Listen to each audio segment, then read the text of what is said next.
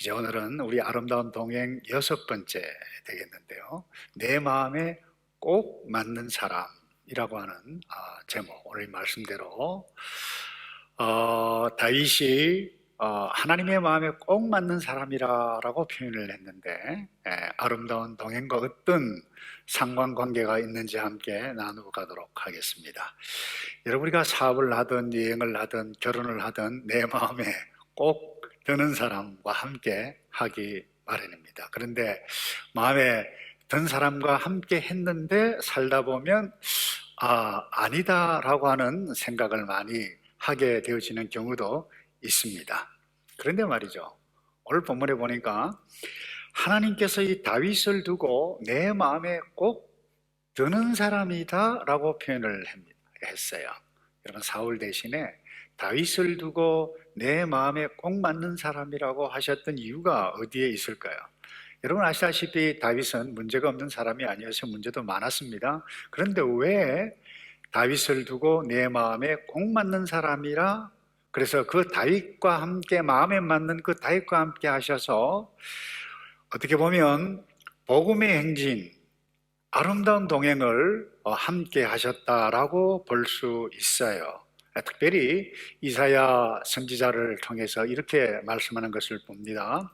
이사야 55장 3절에 보면 너희는 귀를 기울이고 내게로 오라, 내 말을 들어라. 그러면 너희가 살 것이다. 내가 너희와 영원한 언약을 맺을 텐데 그것은 내가 다윗에게 약속한 사랑이다, 이렇게 표현을 했습니다. 여러분, 오늘 우리가 읽은 이 사도행전은 의사 누가가 당시에 한 고위 관료였던 데오빌로라고 하는 한 사람, 전도하기 위해서 두 번째로 쓴 편지라고 볼 수 있어요. 첫 번째 쓴 편지가 누가복음입니다. 이 누가복음은 여러분이 아시다시피 예수님께서 행하시고 가르치신 것을 성천하시기까지 전해서 예수님이 누군가라고 하는 것을 데오빌로에게 전했어요. 그런가 하면 이 사도행전은 예수님께서 약속하신 성령 강림 이후에 보이지 않지만 성령님을 통해서 어떻게 역사해 가시고 있는가, 왜 예수를 믿어야 하는가라고 하는 그런 맥락에서 편지를 쓴 것, 두 번째 편지를 쓴 것이다 볼 수 있습니다. 여러분, 특별히 우리가 이 코로나 바이러스 때문에 사람 만나지 마라, 거리두기 하라, 가능하면 집에 머물러라, 아주 이상한 우리 세상에 살고 있습니다만은, 내가 아는 한 사람, 누가에게는 데오빌로였어요. 그 한 사람을 위해서 편지를 써서 복음을 증거해 가는 것, 참으로 소중하고 가치 있는 일이 아닐 수가 없습니다. 여러분, 복음 안에서 아름다운 동행은 이렇게 편지를 써서 행해가는 것도 가능하다라고 하는 것을 볼 수 있습니다. 그런데 오늘 저와 여러분이 특별히 좀 집중해야 할 부분은 바울이 안디옥의 한 회당에서 예수 복음을 증거하면서 이 역사적인 인물과 사건을 소개해 가면서 유독 이 다윗에 대해서 집중해 가고 있는 것을 보게 됩니다. 그러면서 이 다윗을 어떻게 표현하고 있는가 하면 하나님의 마음에 합한 사람이라, 또 하나님 마음에 꼭 맞는 사람이다 라고 표현을 합니다. 바로 여기서 우리가 하나님과 함께 복음의 아름다운 동행 행진을 할 수 있는 이 원리를 발견할 수 있게 되어집니다. 그것이 무엇입니까? 그것은 내면 세계와 성품이라고 하는 사실을 깨달을 수가 있습니다. 여러분이 이 다윗의 삶을 우리가 엿볼 수 있는 성경의 기록들이 굉장히 많이 있습니다만 그 중에 하나가 이것이라고 볼 수 있어요.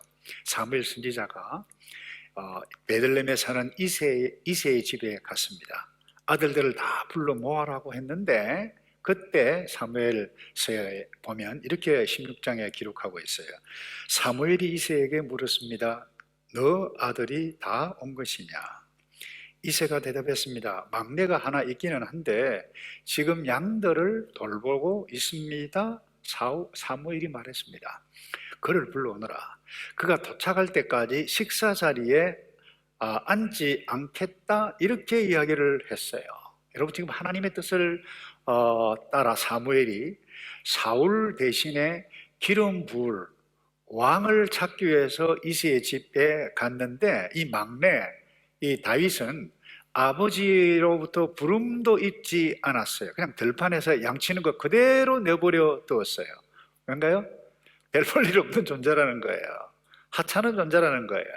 그건 자기 아들들을 볼 때에 형들과 비교해 볼 때 리더십도 없고 용맹도 없고 그야말로 뭐 소질도 품격도 별로였던, 다시 말해서 매력이라고 하는 것은 별로 없었다 이렇게 취급을 당했다라고 해도 좋을 것입니다. 특별히 허드렛일이나 굳은일 심부름이라 하는 그와 같은 10대 아이였어요. 특별히 여러분이 기억하시겠습니다마는 아버지 심부름을 빵과 치즈 몇 조각을 들고 블레셋과 싸우는 전쟁터에 갔을 때 형 엘리압으로부터 야단을 맞습니다. 너가 돌보아야 할 양들을 어디에 두고 이게 지금 전쟁 치는 거 구경하러 왔느냐? 사무엘상 17장에 이와 같은 내용이 나옵니다. 야단 맞고 무시당하기가 일쑤였습니다. 여러분, 보통 사람이 내가 함께 하기를 원하는 사람은 어때요? 집안 좋고 인물 잘생겼고 능력 있고 돈 있고 이런 사람과 함께 하기를 원하는 것이 대부분입니다.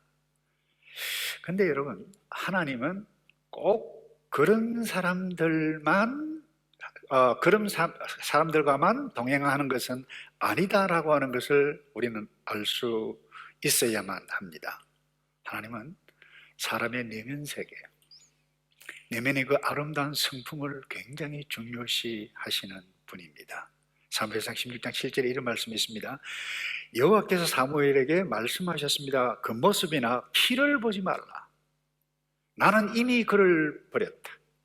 내가 보는 것은 사람의 보는 것과 다르다. 사람은 겉모습을, 외모를 보지만 여호와는 마음의 중심을 보신다 이렇게 말씀하셨습니다. 여러분 알다시피 사울은 가문 좋았어요. 키 컸어요. 싸움 잘했어요. 리더십도 있고 용맹도 있고 전술하게 굉장히 뛰어난 사람이었습니다만은 하나님은 그와 함께 하시지 않으셨습니다. 대신 다윗과 함께 하나님의 뜻, 하나님의 구원 역사, 어제의 복음의 행진을 함께 행해 가셨다라고 하는 것을 보게 됩니다. 여러분, 무엇이 하나님과 동행하고 이웃과 동행하는 이와 같은 복음의 아름다운 동행을 하게 합니까? 아니, 무엇이 우리의 삶을 아름답게 만들고 더 나아가 위대하게 만듭니까? 우리가 능력입니까? 외모입니까? 재산입니까? 꼭 그것만은 아니다라고 하는 것입니다. 내면의 아름다움, 내면의 세계, 내면의 성품이라고 하는 사실을 우리는 잊어서는 안 될 것입니다. 내면 세계와 성품은 여러분 하나님께서 볼 수 있어요. 그러나 우리는 볼 수 없습니다. 어떻게 한 사람의 내면 세계를 우리가 들여다볼 수는 없는 것입니다. 그런데 그것이 무엇으로 우리가 알 수 있습니까? 드러나는 성품으로, 환경과 어떤 위기들이 나타나게 되었을 때 어떻게 반응하는가 그 성품을 통해서 저 사람은 이런 사람이구나 라고 알 수 있다는 것입니다. 그런데 이런 다윗은 보세요. 10대 때 형들에게 무시당해 부모에게 무시당하고 하찮은 일을 맡겨도 아빠 나도 형처럼 할 수 있어 이렇게 되어들지 않았다는 거예요. 무시하지 않았습니다. 아버님의 그 말씀을 말이죠, 오히려 불평하기보다 권위를 가지신 아버지 형의 말, 특별하게 하나님의 뜻에 어긋나는 것이 아니라고 하면 다 순종해 갔다라고 하는 것을 주어진 위치에서 주어진 일 성실하게 최선을 다하는 성품의 소유자였다 이렇게 말해볼 수 있을 것입니다. 바울이 안디옥의 한 회당에서 복음을 전하면서 설교한 부분을 다시 보십시다. 다윗을 보니 내 마음에 꼭 맞는 사람임을 알았다. 내가 바라는 모든 것을 그가 이룰 것이다 라고 하셨는데, 여러분 하나님께서 사울을 버렸어요. 사울 대신에 이 다윗을 선택하신 이유가 어디에 있습니까? 사울과 다른 내면의 세계가 있었어요. 아름다웠어요. 여러분, 사울도 처음에는 내면 세계가 아름다웠어요. 겸손했습니다. 그런데 세월이 가자 용맹도 더 생기고 전술도 더 생기고 리더십도 더 생기고 백성들로부터 더 인기를 누려가야 되겠다라고 하는 자기 욕심, 자기 뜻, 이것과의 갈등이 나타나기 시작할 때 그는 하나님의 뜻이 무엇인지를 분명히 알았음에도 불구하고 그는 거역을 냈습니다. 근데 다윗은 달랐어요. 어린 시절부터 그는 하찮은 부모가 시키는 일이라면 최선을 다해서 순종했습니다. 왕이 된 이후에도 마찬가지입니다. 다윗이 성전 건축을 그렇게도 하기를 원했습니다. 그런데 하나님께서 너는 안 된다, 피를 많이 흘렸다 라고 했을 때 얼마나 실망이 컸겠습니까? 근데 그는 하나님의 뜻을 그대로 받아들입니다. 그러기는 자기가 할 수 있는 최선을 다합니다. 미리 모든 물자를 다 준비를 해요. 성전이 질 재료들을. 그래서 아들 솔로몬을 통해서 이루어가게 하는 이런 하나님의 뜻이라고 하면 철저하게 순종해가는 이 아름다운 이 내면에 순종하는 성품을 보게 됩니다. 여러분, 다윗의 자손으로 오신 메시아로 오신 예수 그리스도도 마찬가지였습니다. 이 땅에 계실 때 가장 절대절명의 갈등의 위기가 무엇입니까? 겟세마네 동산에서 십자가를 지는 고통, 아니 하나님과 아버지와 나눠지는 그것이 너무 고통스러웠기 때문에 어떻게 기도했습니까? 아버지여, 할 수만 있으면 할 만하시거든 이 고난의 잔이, 이 잔이 지나가게 하옵소서라고 기도했습니다만 그 다음에 아버지여, 내 뜻대로가 아니라 아버지의 원대로 하옵소서라고 하는 이런 순종하는 성품, 예수님에게도 역시 만나볼 수 있습니다. 여러분, 여기서 우리가 하나님과 동행을 하고 이웃과 동행하고 우리 친구들과 동행할 수 있는 놀라운 아름다운 동행의 기초가 나의 어떤 나의 욕심이 아니라는 것을 알 수 있습니다. 무엇입니까? 내면의 아름다운 성품, 그 어떤 상황이 주어진다 할지라도 그 상황, 내 현실에 주어진 그 일들을 최선을 다해가는, 여러분, 성실하게 일해가는 이 성품이라고 하는 것을 깨달을 수가 있습니다. 근데 우리가 인지하다시피 우리는 포스트 모던 시대에 살아가고 있는데 이 포스트 모던 시대의 특징이 무엇입니까? 내가 좋으면 그것이 진리라는 거예요. 내가 하고 싶은데 이것에 대해서 다른 사람들이 너 그렇게 하면 안 돼, 이렇게 된다라고 말하는 것을 강하게 누가 이야기하면 그거 굉장히 매너 없는 짓이다 라고 생각하는 것이 오늘 저와 여러분이 이 시대에 살아가고 있는 문화예요. 이게 포스트 모던 시대의 특징 가운데 하나예요. 만약에 말입니다, 여러분 자신과 여러분의 자녀들이 이런 방식으로만 산다면 다른 사람과 잘 어울릴 수 있을까요? 내 마음에 맞지 않으면 결코 다른 사람과 어울리지 않는다. 여러분, 사람과도 아름다운 동행을 하기 어렵습니다. 그런데 여러분 본문에 다윗은 젊은 10대입니다. 들에서 양이나 치는 굳은 일, 10대가 여러분 하기 좋아했을까요? 그렇지 않았을 것입니다. 그런데 그는 성실하게 최선을 다했습니다. 여러분, 무엇이 저와 여러분의 삶을 다른 사람들과, 아니 하나님과 아름다운 동행, 복음의 행진을 해갈 수 있도록 하는 것입니까? 우리 내면 세계입니다. 내가 어떤 상황을 만날지라도 하나님의 뜻이 여기 있다라고 하면 내가 어떤 자세, 어떤 반응을 하는가, 다시 말해서 성실한 성품이 대단히 중요하다는 것입니다. 여러분, 영적 리더십이라고 하는 글을 쓴 이 헨리 블랙컵이라고 하는 분이 이런 이야기를 했어요. 하나님을 위해 큰 일을 하고 싶은데 하나님께서 복을 주시지 않아서 속이 막 상한다라고 하면 자신이 최근에 맡은 일을 어떻게 수행했는가 살펴보라. 아주 의미심장한 이야기를 했어요. 여러분, 성경에도 달란트 비유가 나오지 않습니까? 5달란트, 2달란트, 1달란트, 똑같이 하나님께로부터 받은 은사 1달란트, 엄청난 가치 있는 재산입니다. 그런데 두 사람은 5달란트, 2달란트 받은 사람은 주인의 뜻을 따라 이익을 남겼습니다. 그런데 1달란트 받은 종 가만히 두었어요. 다시 말해서 주인의 뜻이 무엇인지를 생각하지도 않고 자기 하고 싶은 대로 그냥 가만히 내버려 두었다는 거예요. 근데 5달란트, 2달란트 받은 이 종들, 주인이 와서 한 말이 뭐예요? 너 정말 잘했다, 착하고 충성된 종이라 그랬는데, 1달란트 받은 이 종들은 뭐예요? 가만히 두고 자기 뜻대로 자기 욕심대로 한 그 종을 두고 이 악하고 게으른 종하고 그랬어요. 그 있는 것도 다 뺏겨 버렸습니다. 여러분, 현재 상황, 현재 결과를 보고 불평하지 않기를 바랍니다. 저와 여러분이 어떤 상황에 있든지 현재 상황, 현재 일 불평하지 말고 내가 지금 어떤 마음으로 반응해 가고 있는가,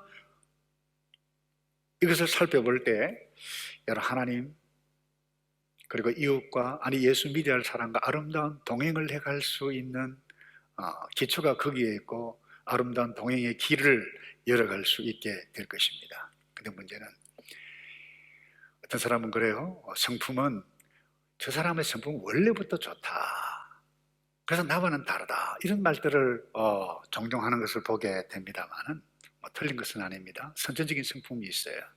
그러나 이것 아셔야 됩니다. 하나님은 모든 인생 하나님의 형성을 지니고 이 땅에 살 수 있도록 보내셨는데, 여러분, 그 말은 하나님의 성품을 닮아가기를 원하시는 것입니다. 선천적인 성품도 있지만 후천적으로 내가 하나님의 뜻이 무엇인지를 분명히 알 때 그 뜻에 맞춰가는 이와 같은 내면의 아름다움, 내가 주어진 현실에서 하나님의 뜻이 무엇인지 성실하게 순종해가는 성품, 우리가 만들어갈 수 있다는 것입니다. 그걸 하나님께서 원하십니다. 하나님은 이 다윗, 내 마음에 꼭 맞는 사람과 함께 어제 모든 사람 내게 나와라, 다윗을 통해서 그와 같은 일들을 이루어가게 될 것이다 라고 약속하셨습니다. 복음의 행진 한가운데 어제 다윗이 있었고 다윗을 통해서 메시아가 나타났습니다.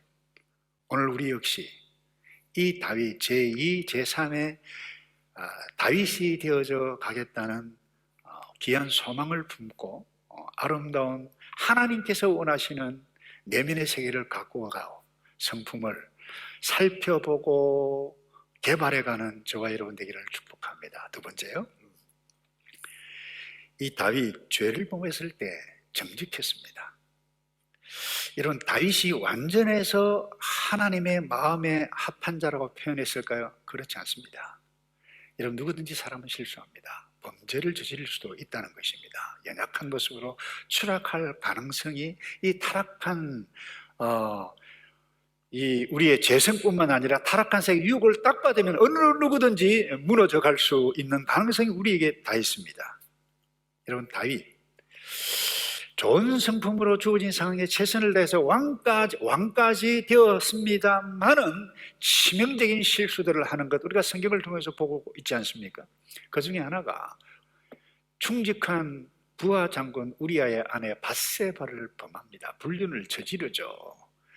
그런데 하나님께서 나단 선지자를 통해서 비유로 그 잘못된 악한 일을 하는 것이 바로 당신이라고 지적했을 그때에 뭐예요? 무릎을 꿇고 하나님 앞에 나가 엉엉 울면서 간절하게 제가 잘못했습니다, 용서해 주십시오, 불쌍히 여겨달라고 간절히 기도하는 그의 성품이 나타납니다. 그 시편 51편에 이렇게 기록하고 있죠. 오 하나님이여, 주의 신실하신 사랑으로 나를 불쌍히 여기소서. 주의 크신 자비로 내 죄가를 지워주소서. 내 모든 죄악을 씻어주시고 내 죄를 없애 나를 제발 깨끗하게 해주시고 정직한 영을 나에게 허락해달라고 기도해가고 있어요. 범죄했을 때에도 그가 어떻게 반응하는가 볼 수 있습니다. 처음에는 그도 인간인지라 범죄한 것 감추기 위해서 이렇게 공작도 합니다만은 결국 나단 선지자가 와서 지적했을 때 무릎을 꿇습니다. 근데 여러분, 보통 대부분 사람은 어떻습니까? 자기 잘못 인정하지 않습니다. 무시합니다. 나는 상관없다 그럽니다. 대표적인 인물들이 성경에도 많이 나오죠. 빌라도입니다. 나사렛 예수 십자가에 못 박으라, 죽여라 하고 유대인들이 했을 때 아무리 생각해봐도 죄가 없어요. 그러면서 유대인 너 마음대로 해라 하고 뭐예요? 이 빌라도는 대야에 손을 씻습니다. 왜 손을 씻었습니까? 이유는 딱 하나입니다.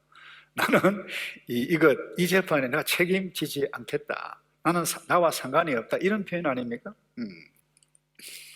그런가 하면 왕강이 부인하고 오히려 대어드는 사람도 있습니다. 그 대표적인 인물이 동생 아벨을 죽였던 가인이죠.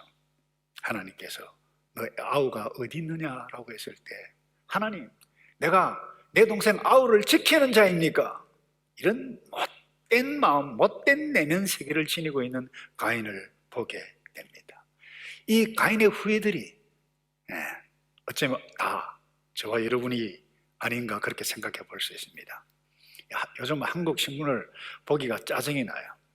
한국 신문만, 이 인터넷만 보면 대장동 개발 의혹 사건이라 그래가지고 온 천지 도배를 하고 있어요. 근데 재미있는 것은 하나같이 뭐예요? 나는 상관없다. 나와 관계없다. 나는 모른다. 부인합니다. 최근에 아시는 분은 아시겠습니다만 판도라 페이퍼스라고 하는 이 문서가 한 언론협회 한 사람을 통해서 폭로가 되어졌는데 무엇인가 하면 전 세계의 어제 오늘 정상들이 말이죠. 그러니까 대통령 수상 그리고 재벌들이 아주 일리갈하게 부동산을 취득해가고 탈세를 하는 그와 같은 것들을 이 리스트를 쭉 한 것이 있는데 한국 사람도 꽤 많이 있다고 그랬어요. 그러니까 러시아 푸틴 대통령, 영국의 지난번 젊었던 그 토니 블레어 수상도 관계되어져 있고 남미의 많은 대통령들도 관계가 되어져 있다고 불법 탈세가 폭로가 되자 하나같이 나는 상관없다. 나는 모른다. 부인합니다. 여러분, 감옥에 있는 사람들의 특징이 뭔가 하면 자기 잘못 때문에 감옥에 들어왔다고 인정하는 사람은 거의 없다는 것입니다. 다 남 탓한다는 거예요. 부모 탓, 세상 탓, 정치 시스템 탓, 사회 경제 구조 탓.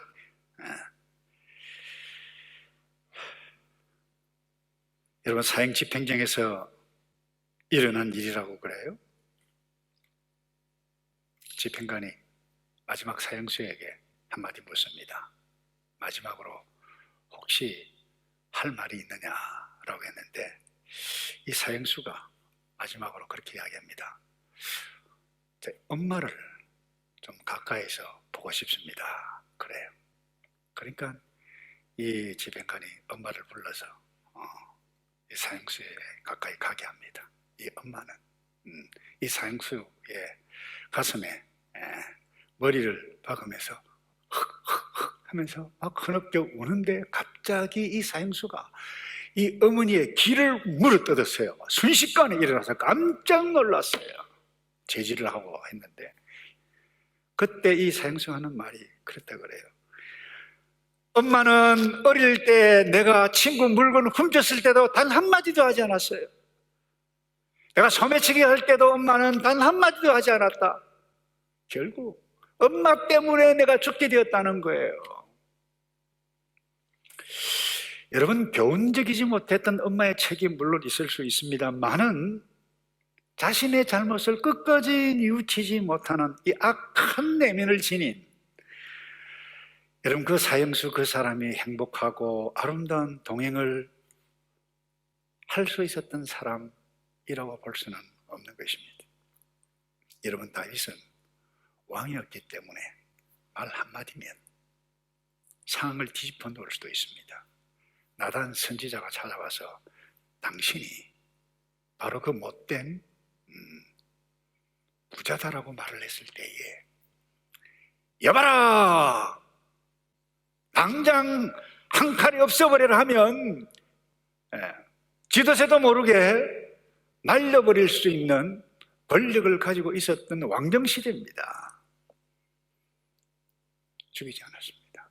무릎을 꿇었어요. 자신의 죄를 알고 사죄 용서를 빕니다. 오 하나님이여, 시편 51편을 볼까요? 내 속에 정결한 마음을 창조하소서. 내 안에 정직한 영을 새롭게 해주십시오. 주 앞에서 나를 제발 쫓아내지 마십시오. 주의 성령을 내게 거두지 마옵소서라고 기도했어요.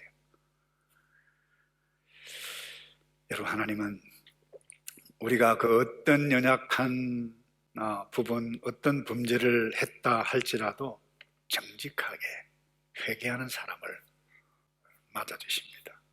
기뻐하십니다. 우리를 다 아시잖아요. 나의 연약함을 인정하고 회개할 때에 하나님과 나와의 아름다운 동행이 다시 재개될 수 있습니다. 다윗 하나님과 함께 다시 재개했어요. 걸어가기를. 근데 항상 나는 잘못이었고 다른 사람 탓하고 남 탓하고 그렇게 남 흉보는 그것을 좋아하는 삶의 스타일을 가지고 있는 사람을 좋아할 사람은 아무도 없습니다. 그래서 우리가 이 아름다운 동행, 예수 믿어야 할 사람을 복음 전하는 이 일을 잘 하기 위해서는 우리가 이와 같은 성품이 있어야 되는 것입니다. 한마디로 이야기하면 사람이 좋아야 돼. 근데 성도는 사람이 좋은 사람입니다. 성도, 거룩함을 입은 사람이에요. 성도의 성품을 만들어 가야만 하는 것입니다. 그래서 오늘 본문에 누가가 기록한 이 변화된 바울이 안디옥 지역의 한 회당에 들어가서 설교 중에 나온 다윗에 대해서 이사야 선지자를 다시 이렇게 이야기합니다.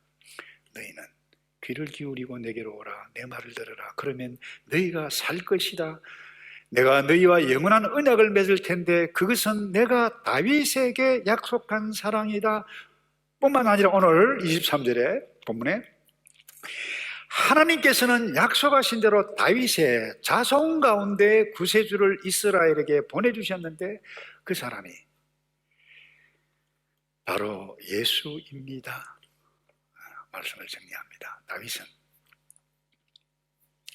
어제부터 시작된 오늘 이 복음의 행진, 다시 말해서 예수 그리스도의 복음을 선포해가는 그 행진의 대열 한가운데 선 사람이라고 해도 좋을 것입니다. 다윗을 통해서 메시아이신 예수 그리스도께서 오셨습니다. 예수 그리스도, 그분을 통해서 모든 사람을 구하는 복음이 되었습니다만은 다윗, 이 복음의 행진 가운데 빼놓을 수 없는 귀한 사람이에요. 하나님께서 이 다윗과 함께 구속사를 함께 행해 갔다라고 해도 좋을 것입니다. 여러분, 오늘 우리가 기억해야 할 부분은 이 부분입니다. 왜 어제 다윗을 사용하셨을까요? 아니, 왜 오늘 우리를 성도로 부르셨을까요? 이유는 딱 하나입니다. 이 타락하고 이상한 세상 가운데 살아가고 있는 우리, 다윗과 같은 성품을 지닌 자를 통해서 하나님께서 일해 가실 뿐만 아니라 아름다운 내면의 세계를 가지고 있는 성도의 성품 때문에 다른 사람들이 좋아해서 함께 동행해서 예수 그리스도 복음을 나누어 가는 아름다운 동행을 이어갈 수 있기를 원하시는 하나님의 뜻이기에 오늘 이 본문을 통해서 우리에게 말씀을 하고 있습니다. 여러분, 어쩌면 솔직히 현실적으로 저와 여러분도 마찬가지입니다. 갈등이 많아요. 나라도 그렇고 코로나 바이러스 때문에 할 수 있으면 집을 떠나지 말라, 사람 만나지 말라, 거리두기 하라, 마스크 하라, 만나더라도 대화를 안 하더라도 반드시 마스크를 써라, 떨어져라. 이와 같은 상황 가운데 성경은 우리에게, 성경의 가치는 우리에게 뭐라고 말씀하고 있습니까? 모이기를 힘써라. 피하기를 좋아하는 어떤 사람들의 습관과 같이 하지 말고 모이기를 힘쓰라고 말씀해 가고 있어요. 만나라, 찾아 나서라. 예수를 전하라. 여러분, 이와 같은 이 엄청나게 다른 이 두 극단의 이 밸류, 가치 가운데 저와 여러분이 어떻게 해야 할까요? 우리가 새생명 축제를 준비하고 있습니다만은 새생명 축제 알파를 계속 해야 할지 말아야 할지 이와 같은 상황 가운데 있는 것이 우리의 현실입니다. 그럼에도 불구하고 주어진 현실 가운데서 하나님의 뜻이 무엇인가 최선을 다하는 그것이 오늘 하나님께서 우리에게 원하시는 성품이 아닐까요? 이 아름다운 성품으로 여러분, 복음의 행진을 해가는 귀한 저와 여러분, 그 어떤 형편이 있을지라도 주어진 상황 가운데서 내가 할 수 있는 것 최선을 다해서 편지를 보내고 전화를 하고 카톡 메시지도 보내고 내가 살아있는 동안 만나지 못해도 좋아요.